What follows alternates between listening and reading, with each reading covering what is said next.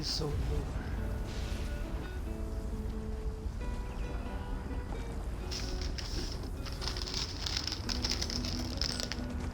A Gold Coast children's bestiary.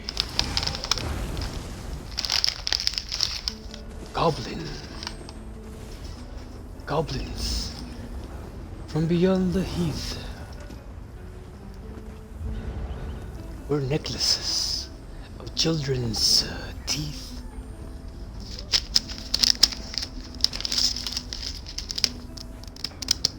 Their arrows with the poison laced from Nixat guts ground into paste.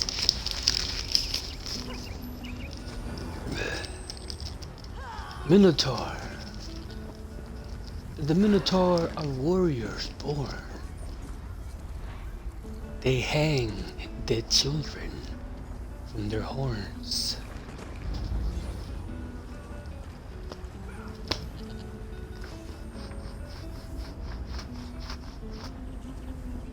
Don't think them cows, they never move.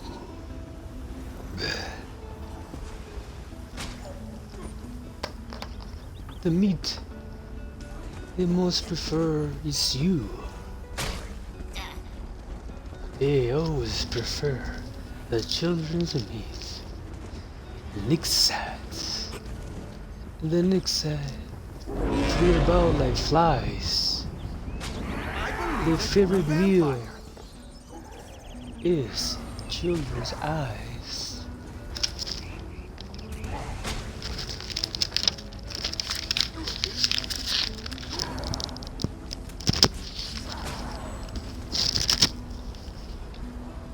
These sugar fiends are cruel and vain.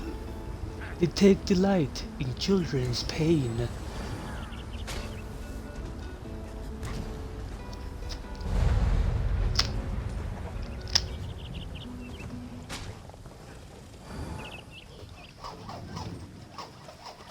River troll. Every child who have a mind knows river trolls are most unkind. But those who don't will soon endure their childish minds in troll manure. He is so lower. A Gold Coast children's bestiary. The end.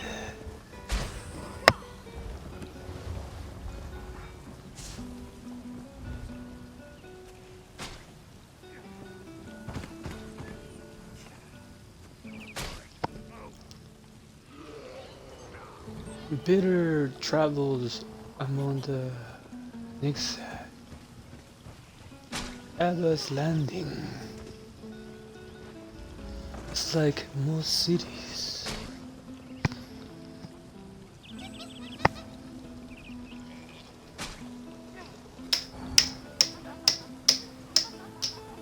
The poor and witless cannot survive long. Luckily, this one is not witless. Many days I scouted the city, searching for the means to rebuild my fortunes.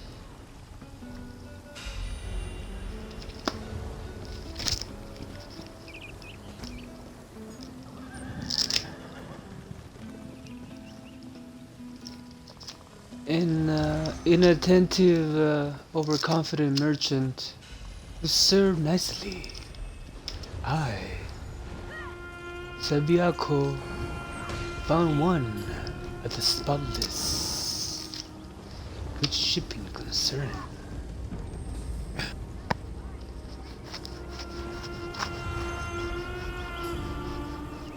Through hard work, soon this one could afford a cart a guar named Little Bus Rob for his stubbornness, but he's so stubborn. He passage to the Gold Coast and some crates of exotics to trade. Sabiaco's promise to her father would be met. Her promise would be met.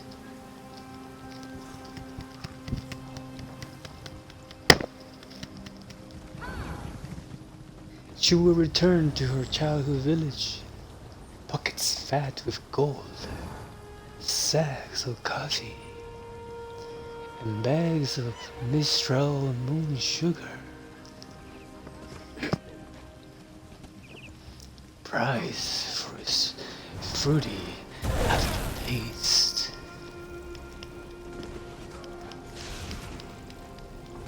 A tragedy befell Sabiaco on the road from Anvil to Kavach.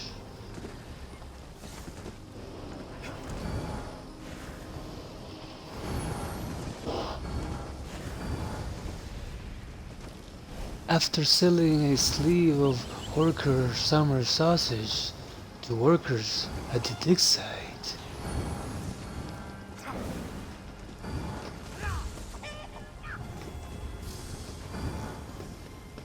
they invited her to rest for the night at the edge of their camp. Sleep could not have held this one long when the ground shook, followed by much shouting. The workers just scattered, running in every direction like field mice. And during a game where this one caught many, Little Bus Rob refused to wake, so Sabiaco hid. And that's when we saw them.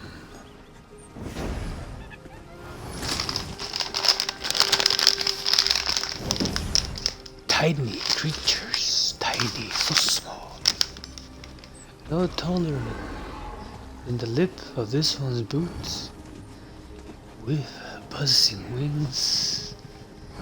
As they chased one of the workers from his bedroom, he shrieked Nixad before plummeting over the leap and breaking his leg. The little beast giggled and tugged at him as he moaned in pain.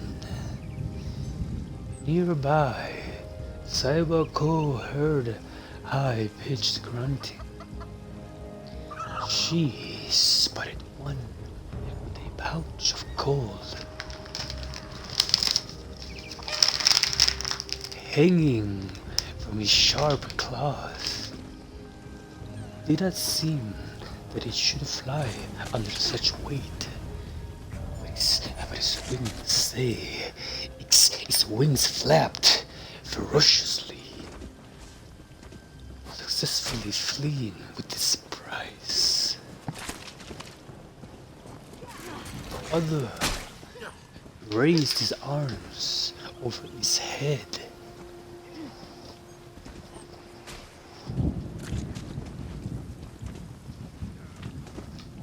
Ready to strike at a bag of the Mistral moon sugar. He dove in head first, legs and wings protruding from the bags as it happily ate his weight. This one grabbed the thief by the legs and pulled him from the sack. He thumped my head and giggled wickedly, so wicked. As it buzzed away, it left a trail of sugar in its wake.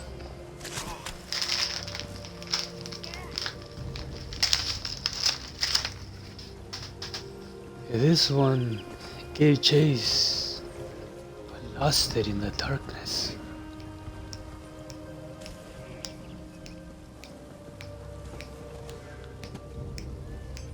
During the struggle, Saibako failed to notice the other Nixad plunged face first in the moon sugar bags. By the time she returned, Saibako found empty sacks. All that remained were 3 dead Nixads inside, overstuffed with moon sugar.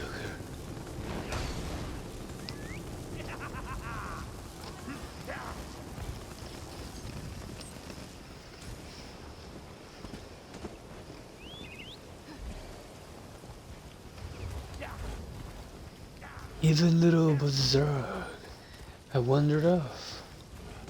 Once more, I lost my goods. Prize Mistral.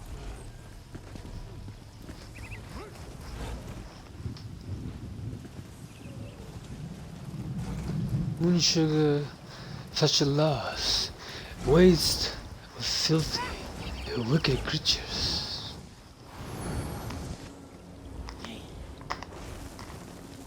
As for the coffee, completely untouched.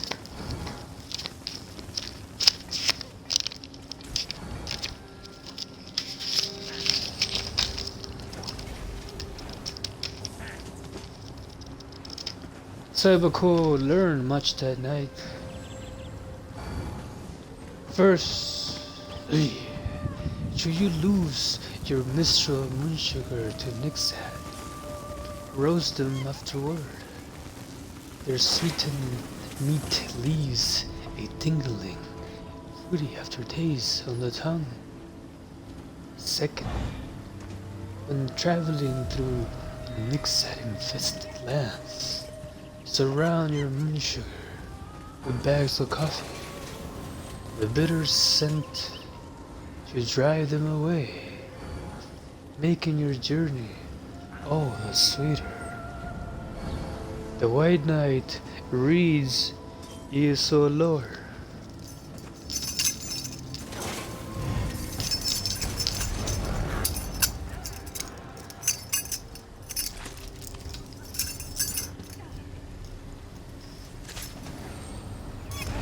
Bitter travels among the Nixad. To the end, ASMR.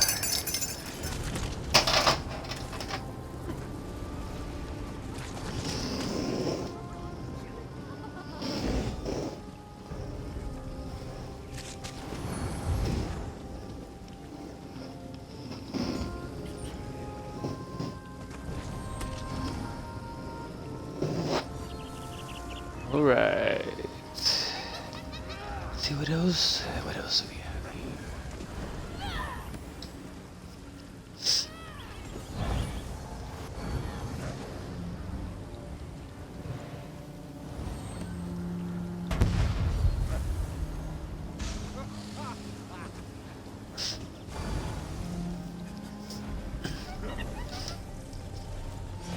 Gold Coast Goblin Tribes.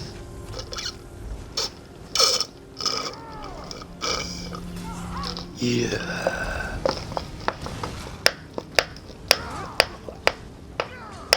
A Fighters Guild track compiled by the Envil Fighters Guild.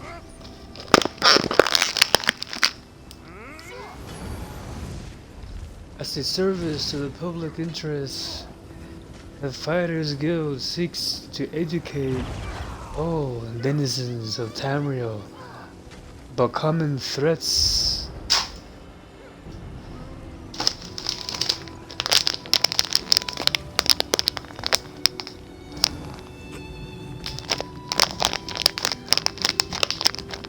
This track discusses the goblin tribes of the Golden Coast.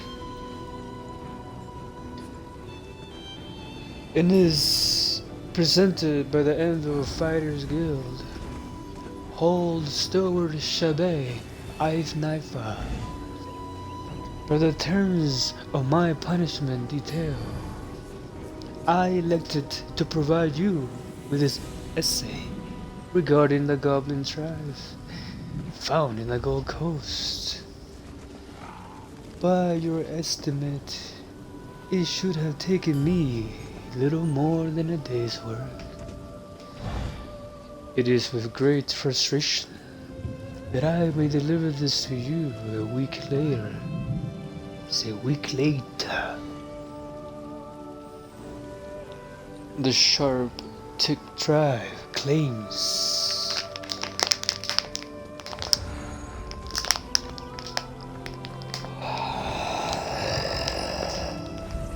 the Sharp Stick Tribe claims the southern point of the Golden Coast as their territory, while the Lone Tooth Tribe claims the northern. What more is there to say about goblins in the Gold Coast? But what else can I tell you about goblins? Hey, in the Gold Coast, much I discovered, and most of it confusing.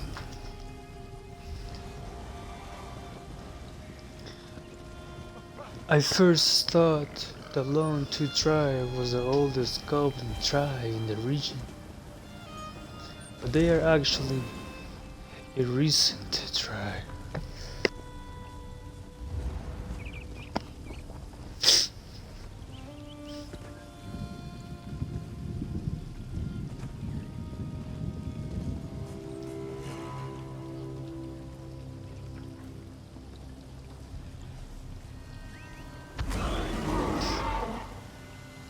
A recent arrival. There used to be 3 tribes: the Lone Claws, Tooth Rocks, and the Rock Sticks.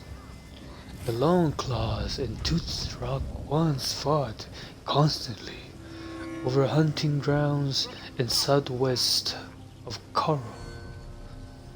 Shortly after, the Coral Fighters Guild took a contract to drive them from the area. They both fled.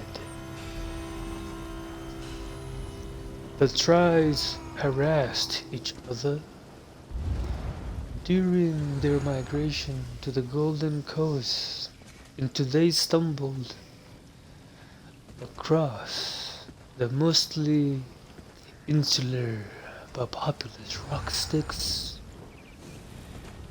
presented with a common enemy.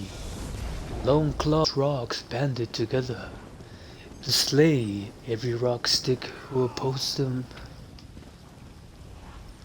Within the month, the remaining goblins began to call themselves Lone Tooth Tribe. They erected crude banners, effectively claiming the lands north of Envil as their territory. I don't know why the Lone Tooth aren't exactly talking. I don't know why.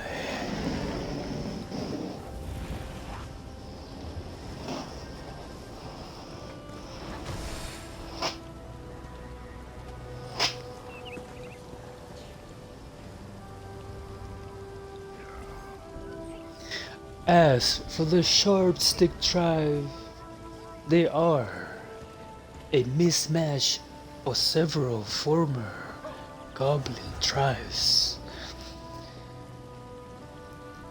The Ice Sticks fought the Sharp Rocks, who tricked the Shatterbones into attacking the Blood Skulls. However,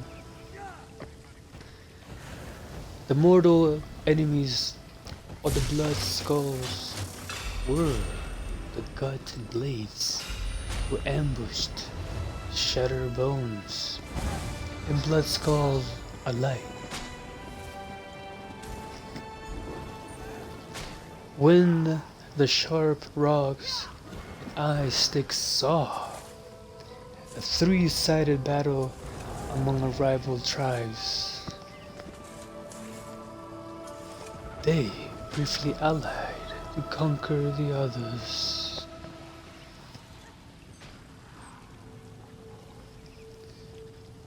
On the eve of their victory, eye sticks and sharp rocks turned on one another.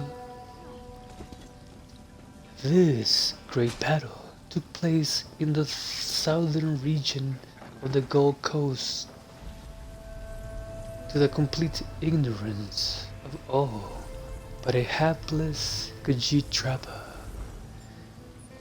who happened upon them. He is credited with a popular Kavach tavern song, "The War That Never Was." There were survivors among the 5 warring tribes. Some fled and became the rock sticks who were, years later, subjugated by the long claws and the tooth rocks. Those who remained became the sharp sticks, fortifying themselves against reprisal attacks from the rock sticks, which never came. They eventually turned to a life of farming and kept to themselves. With the long tooth and sharp sticks so close to each other, it is only a matter of time before they clash. If we end up with one big goblin tribe called the Long Sticks, my only request is you put me on the contract to drive them out of the Gold Coast. Name withheld from wither publication. Per punishment, detailed agreement. The end. The White Knight reads, "ESO lore." But it's story time in Claglor.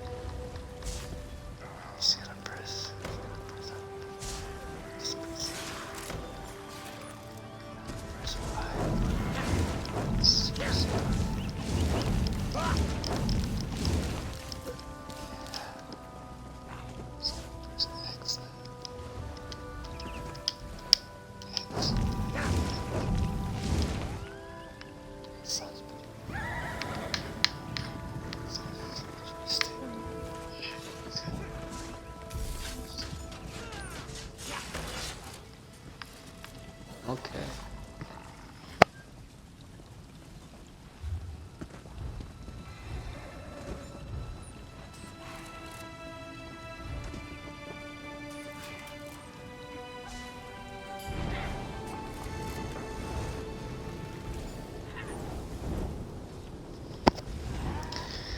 Gold Coast homes on Minotaurs by Nonnas Caprinius. Temporarily unaffiliated scholar of imperial antiquity. Will whistle now. No matter how many institutions of higher education I spell me, no matter how many publishers decline to print and distribute my theories, I refuse to recant my position or change the topics of my research, not until Minotaurs have received the recognition respect, sir. In the course of my research into the origins of the Empire, especially the rise and fall of the Elysian Order, I came across a wondrous thing hidden in the background, often purposely obscured, but still visible. To those of us who know what to look for,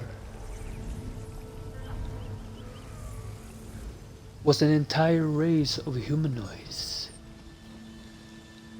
who have been all but stricken from the historic record. This crime against history must not stand, and I pledge to restore these creatures to their proper place in the chronicle. In the chronicle empire, I am referring, of course, to the malignant and misunderstood Minotaur. These humanoids with bodies that resemble humans and heads that resemble balls trace their lineage to Empress Elysia herself. While no period record survived to state the truth of the situation,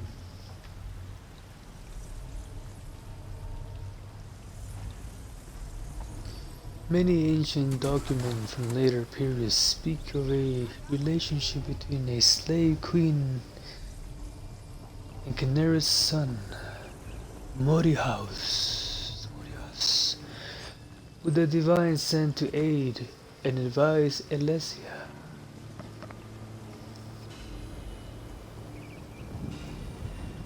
Often depicted as a minotaur, the demigod Morihaus,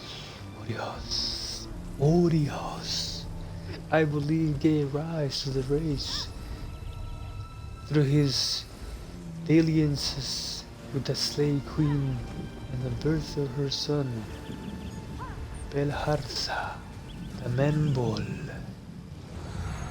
Whatever the truth regarding the origins of the Minotaurs, they began to appear in greater and greater numbers in the years during and after Empress Elysia's reign.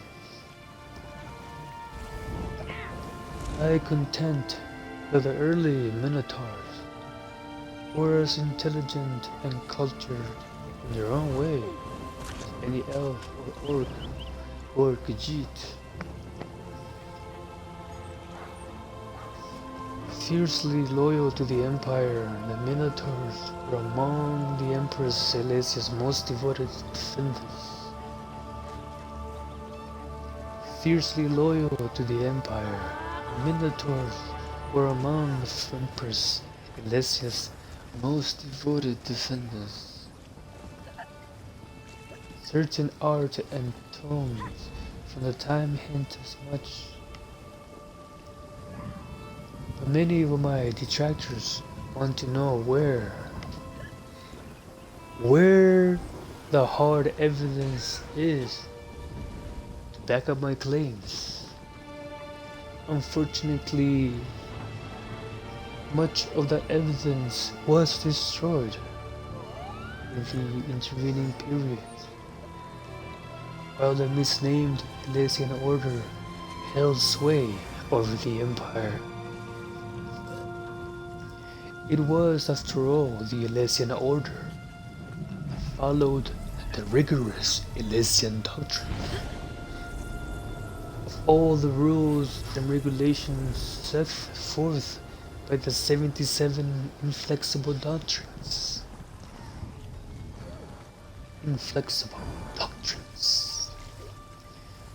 The most notorious were those firmly opposed to the elves. I contend that the order wasn't restricted to the anti-elven sentiment. I believe its resentful followers applied the doctrines to any non-human races they felt like pursuing, including the Minotaurs, one remaining fragment of an ancient tablet known as the Belharsa stone shows what most scholars agree is a section of a larger carving depicting Belharsa, the Menbol, second emperor of the Elysian Empire, facing down enemies. My own study of the fragment tells a very different story. By the cut of their armor and the shape of their spears, I believe the so-called enemies depicted in the carving are actually fanatical precursors of Elysian troops. The spears jabbed directly the Minotaur's heart, indicate that these Proto-Elysians killed or drove off the Minotaurs, thus beginning the decline of the race that we still see in evidence in the current day. It is a shame what happened to the once majestic race of the Bull Man. But wait, I can hear my detractors already. They demand more. More evidence.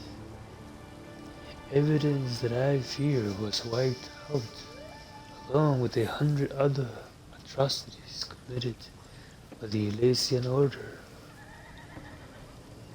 But I do not have one more fact to consider. But I do have one more fact to consider.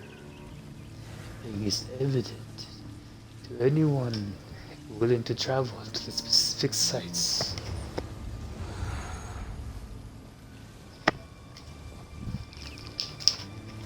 Thirsty.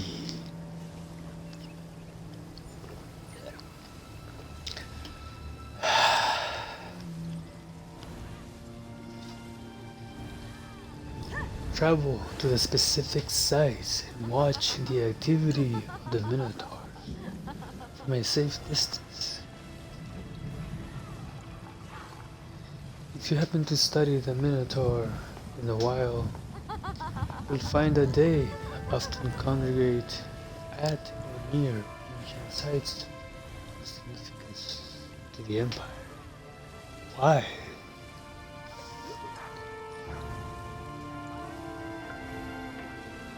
I contend it's because they have an instinctual memory of a time they were fierce defenders of the fledgling empire. I contend they are drawn to such sights, compelled to continue to defend despite the actions of the Elysian that arose and all destroyed. remarkable creature. Oh, scoff if you must. Go ahead. I suffered worse. But take a moment and at least consider what I presented.